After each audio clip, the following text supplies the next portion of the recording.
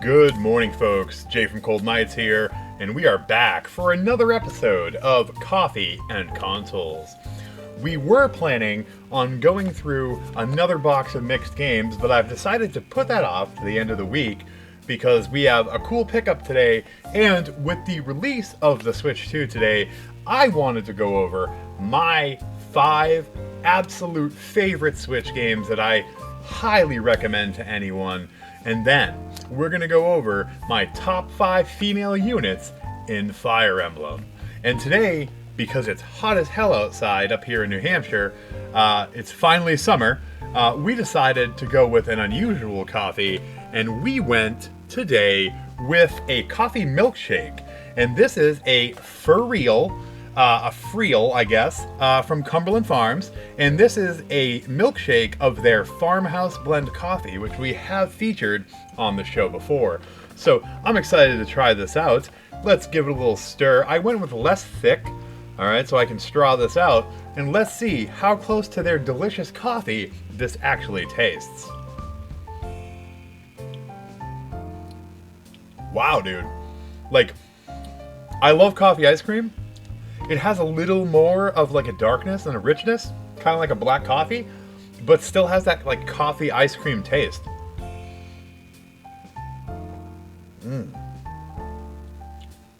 And you can see the color there. It's not super dark, but it does have some hints. That is delicious. I'm sure it ain't good for the beatus, but it definitely hits the spot. So, if you guys have a Cumbies near you or any place that has the Freel, it's actually like it has a lid on it, and at the store you take the lid off and you put it in their mixer, and you can choose thick, medium, or more liquidy. So I went with less thick, and this is delicious. So definitely more of like a milkshake than like a frap or like a thick ice cream. Man, I've drank like half of it already. Very good. Really, really love that. So before we get into my top 5 absolute favorite Switch games, I did want to talk about the Switch 2 release. I'm not going to be overly negative. I'm not going to make nasty posts. But as many of you know, I've been a retail manager at varying levels all the way to the top for many years. I've been with the same company for almost 25 years. And we had our Switch 2 launch today. And we did our pre-orders. I want to say we had maybe like 120, 130 pre-orders. And then we had 24 consoles left for our 6 a.m. open. I set up a queue line at the front of the store, waiting for people to come in as soon as we opened.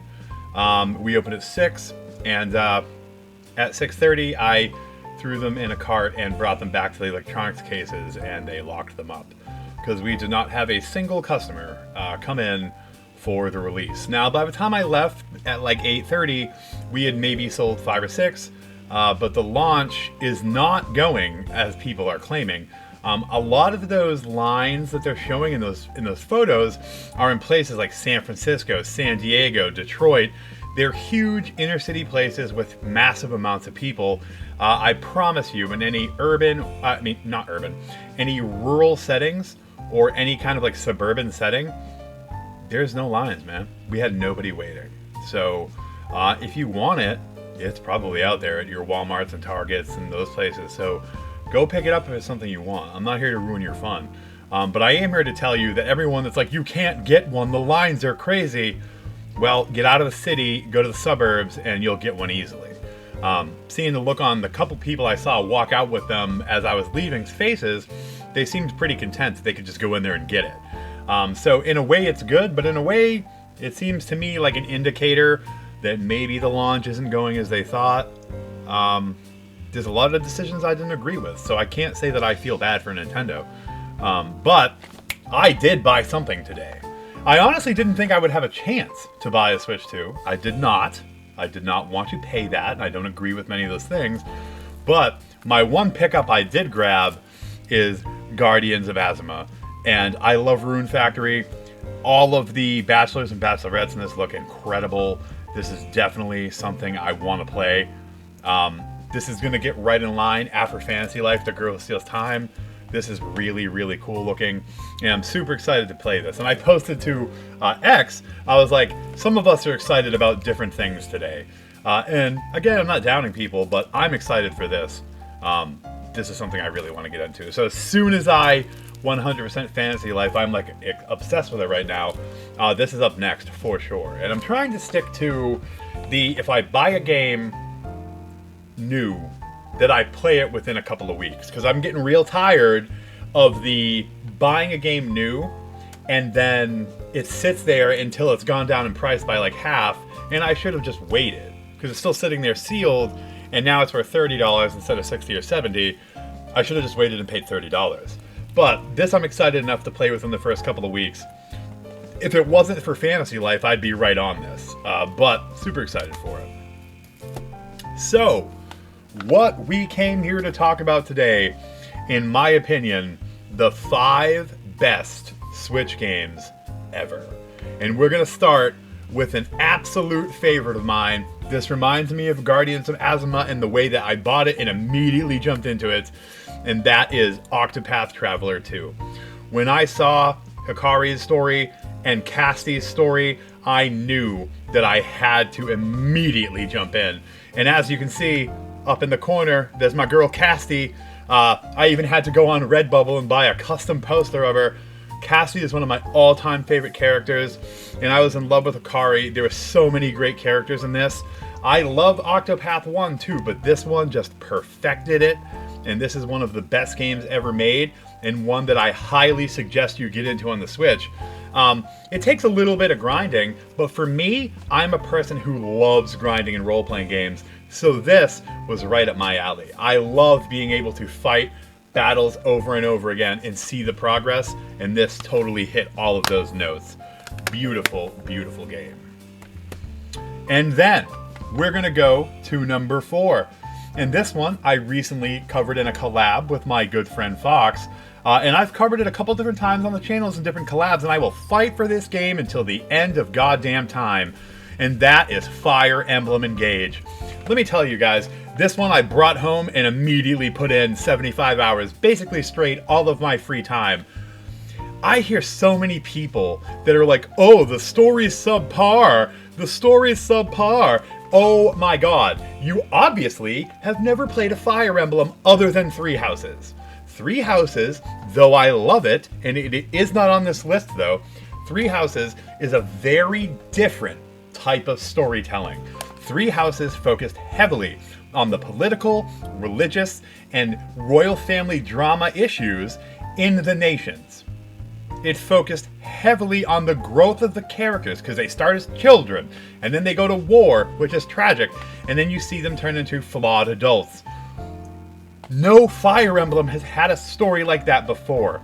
The stories in Fire Emblem have always been basic, good versus evil. And through the support conversations, you can choose to learn the very often tragic stories of the characters.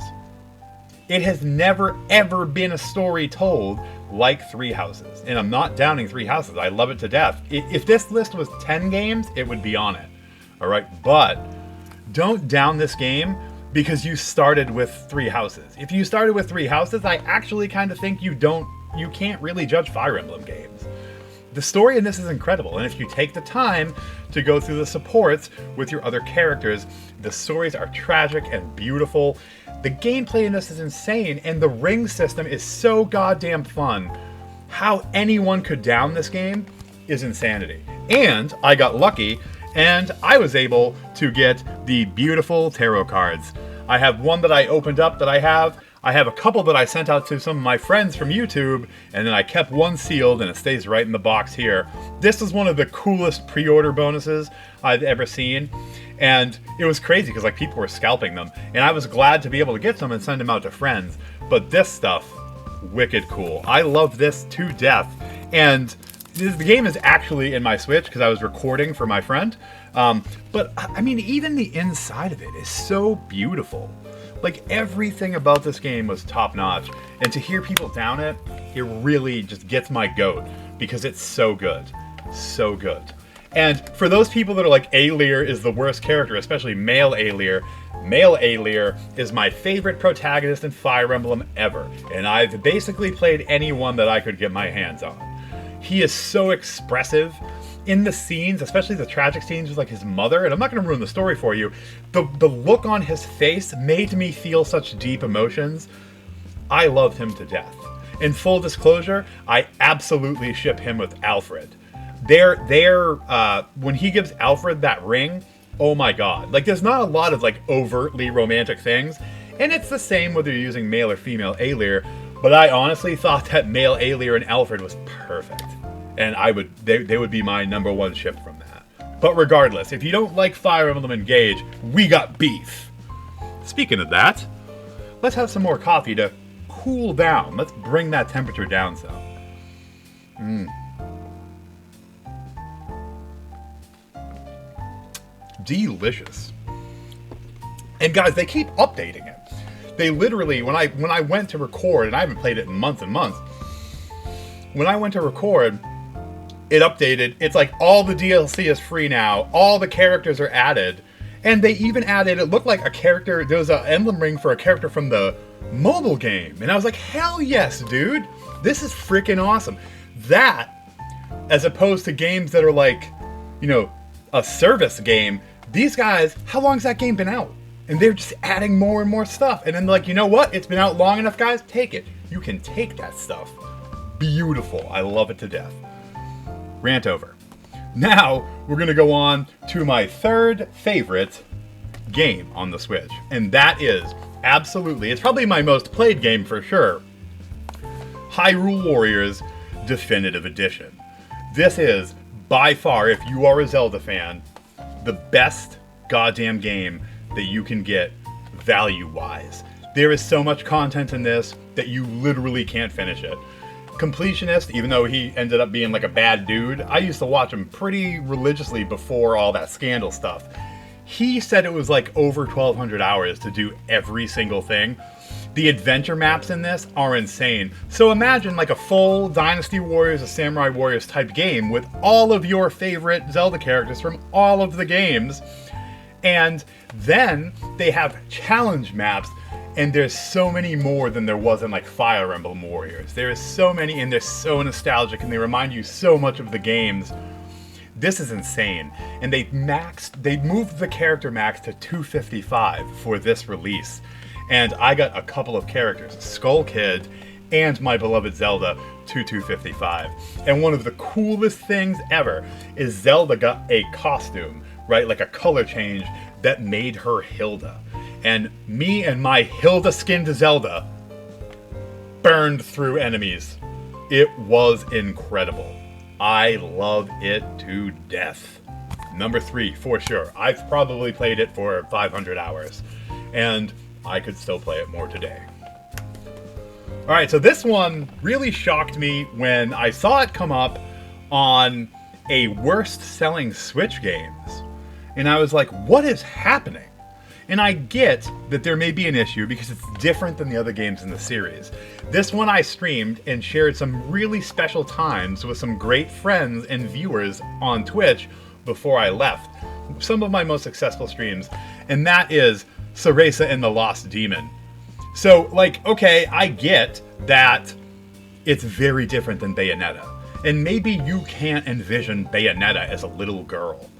This game was so beautiful and so emotional while having unique and fun gameplay that was basically like a dual stick shooter mixed with an action game.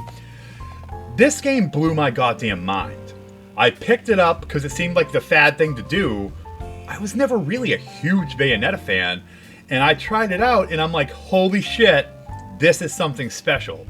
To think that this game didn't sell well, I get, again, that it is very different than its predecessors in the series, but this is something so special, and if you want an emotionally engaging and unique game with extremely beautiful art, this is what you need.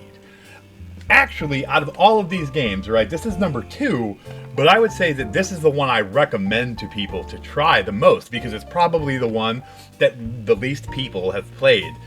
This one needs more attention. This is a beautiful damn game. I loved this thing so much. It's unbelievable. All right. And then this one, I cheated a little bit, but I'm going to explain why. My absolute favorite, and to think that I used to be a denier of it, it is Breath of the Wild and Tears of the Kingdom.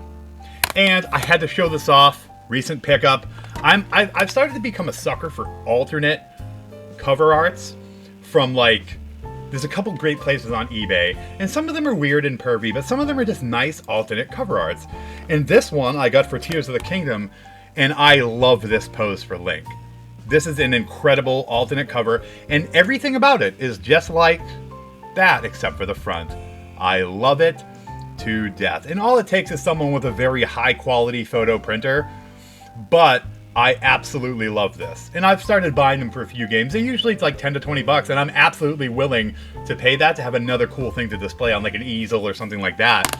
But the reason that I put all these games together is I see Tears of the Kingdom, and I'm not discounting it, saying that it's just DLC, because I saw a lot of people say that. No, this is one epic saga. Both of these games are so potent and powerful. It is an epic saga, probably the most epic saga, other than like Final Fantasy, that has ever been told in video game history. I used to say that I hate open world Zelda. I had played it initially for like a couple hours and threw it down.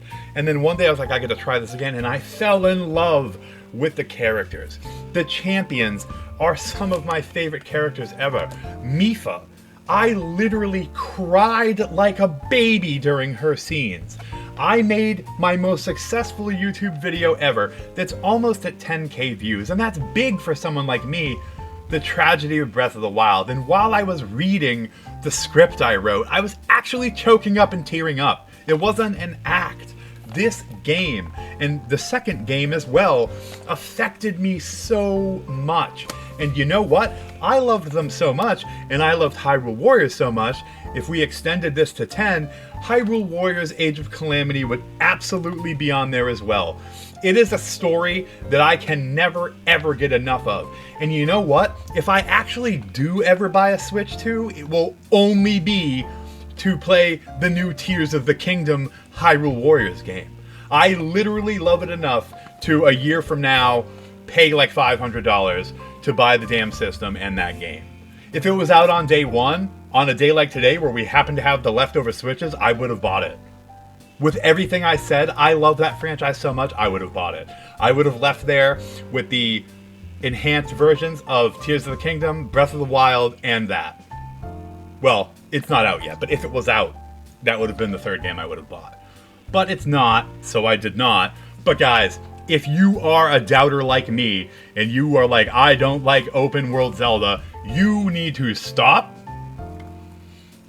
get the games, and play them. Give it a chance, and it will shock you. They are some of the most beautiful things I've ever experienced. And guys, as you can tell, after that list, I am a very passionate person when it comes to the Nintendo Switch and the games on it. And today is a sad day for me. I'm not going to argue with people. I'm not going to down. I see people are enjoying it. Good, man. Play all your games to your heart's delight. I just wish that I could feel the same magic that I feel with the Switch today for the Switch 2. And maybe someday in the future I will, but I don't see that happening right now. So, there you go. My 5 favorite Switch games ever. So, I promised we were going to go over the 5 best female units in Fire Emblem, and we're going to get right to it. So, number 5, I'm going to go with my girl Effie from Fire Emblem Fates. She is a bulky tank, and I loved using her in her giant pink armor all of the time. And I totally shipped her with the other giant tank, Benny. They are the perfect combination. I shipped them probably even more than I did Alir and Alfred. They are two of my favorite characters, and I love their interactions. And Effie and Benny saved me, because Conquests, that was hard. Like, that was one of the harder Fire Emblem games out there, and those two saved my ass with their incredible defense, but decent attack multiple times. Like, everyone else is wiped out, and the two tanks are just sitting there taking care of biz. So, the two generals on the field, and I love them to death. But we're talking about females today, so Effie is number 5. Number 4, my girl, she's up there, Panette. I love her to death. My goth queen. Her story is actually pretty sad with her parents, but she is a girl. She knows she's strong, and she hates when people judge her or look down on her. One of her critical attack moves, when she's about to land a crit, she's like, "Are you looking down on me?" And then she jumps up and like whacks him with her axe, like right in, oh my god. When she does that, when she says, "Are you looking down on me?" I can feel the rage. She is such an awesome character. And when I loaded up my game to do my video with Fox, I actually, because I had done the ring things for everyone. I wanted to see what it was like when you had the best friendship or the romance with everyone. Panette was the last one I did. So I watched Panette's scene again, and it was really sad because she's like, when you offer the ring, she's like, "I don't know." She's like, "I saw what happened with my parents, and they were so happy once, and everything fell apart." And then you're like, "You know, I depend on you so much, and you've taught me so much, and I want to be with you for..." And she's like, "Yes, I accept your ring." And I'm like, "Yes! Oh my god!" She would probably be my second pick for Alir, other than Alfred. Yeah, Panette is one of my absolute favorites. And up next, we have, from Fire Emblem Awakening, the greatest con ever, Flavia. She is a cinnamon-skinned perfection. She is so badass. She's so beautiful. She reminds me of Xena so much. And I love her relationship with the Khan of the... I think he was the Khan of the West and she was of the East. Basilio. He's this older guy and she's an older woman. And they have this like weird, like, I want them to hook up. But like they have this weird back and forth and they're like rivals. And it's so cool. Like, I love their dynamic. You don't get Flavia till like the very end. And if you want to put time into grinding out Flavia and Basilio, it's at the end of the game. Like, you can do it, but there's not really a lot of use to it. But she was so fun to play as. I really wish you got Flavia, because she's in the story fairly early. But I really wish you got her earlier in the game so you could have played with her more. But she was one of my absolute favorites. She is the kind of strong female character that I love. Like, she is incredible. Like, she's strong like a man. Like, she's not afraid to be brute strong, but she's also beautiful and mysterious. Like, she mixes it perfectly, and I love it to death. And then, we're going to get to the last two, and I think these are a lot of people's favorites. I got Celica down as number 2. Celica's story is so awesome, but the coolest thing about Celica is her design. And, like, when I think of Celica, right, I think of... when I played Fire Emblem Heroes, she was one of the, like, the last unlocks, like, maybe, like, the third to last one. And, like, you had to do a lot to unlock her. But when I was finally out there with Celica just smoking everyone out, I was so excited. And when I started playing Fire Emblem, the mobile game, Fire Emblem Heroes, I literally was so happy every time I got the 3 or 4 different incantations of her. There's different versions. There's like holiday versions. There's a couple regular different versions of them. And every time I would get Celica, I was like, yes, yes, yes. I love Celica so much. Her movesets are awesome. She is just one of the coolest, most badass characters ever. And of course, she is stunningly beautiful. That fiery red hair, the white, dressed in the white. She is amazing. One of my absolute favorites. And then, my number 1 had to be Lynn. Playing through her game, it's funny because she's kind of like the tutorial in the beginning of the game. And then you move on to the second part, which she's not involved in, and then at the end she comes back into it. But her story is so touching. When she comes from the plains and she learns about her true history and what happened to her family, And when you leave, right, as the traveler, as the strategist, when you leave, she looks so sad. And the art in those older GBA games for Fire Emblem is so goddamn beautiful. Like, Lynn is probably one of my favorite characters of all time in anything. And seeing her face, whether it's happy or whether it's sad, brings out great emotion in me. And playing as Lynn with the Soul Kati, she is like the last unlockable character in Fire Emblem Warriors. Playing with her and just smoking everyone out was one of the coolest experiences ever. It was worth it. I had to put many, many hours of work into getting her and getting her ultimate weapon, and she was a goddamn blast to play with. So Lynn is my all-time favorite female Fire Emblem unit. So guys, as you can see, I love Fire Emblem, and maybe we'll do a male one later on, but that kind of always like automatically ruins it, because you know my favorite's Claude. But I mean, the other four would still be fun to find out. But guys, I appreciate you tuning in. I want to tell you again, if you have access to For Real milkshakes, they are delicious, especially the coffee one. Love it to death. Appreciate you coming out. If you picked up Guardians of Asthma, I hope you enjoy it. If you picked up a new Switch 2, I hope it's everything you wanted, and I hope you enjoy it. Thank you for watching, and as always, stay creepy. Bye, guys.